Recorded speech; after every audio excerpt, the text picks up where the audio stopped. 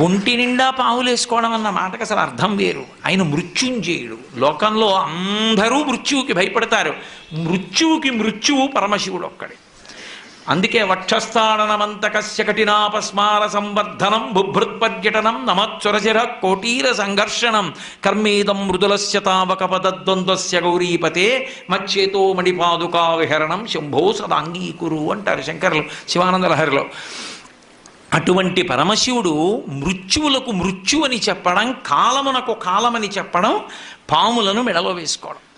అందుకని అమ్మాయిన పావులు వేసుకుంటాడమ్మా. రేపు పొద్దున రత్న కంకణాలు పెట్టుకోమంటే పెట్టుకోడు. చందన గంధంబు జానడై పూయడు మద పంచ బాణ భస్మంబు. కానీ రేపు పొద్దున్న మీ నాన్నగారు అంగరాగాలు తెచ్చి, అంగరాగాలంటే ఏదో పౌడర్ డబ్బా తెచ్చి అక్కడ పెట్టి రాసుకోవాయి సువాసన వస్తుందంటే రాసుకోడు. గబగబా వెళ్ళి ఇంతకు ముందు తన 3వ కంటి మంటతో కాల్చేసిన మన్మధుడి భస్మ తీసి ఒంటికి రాసుకుంటాడు.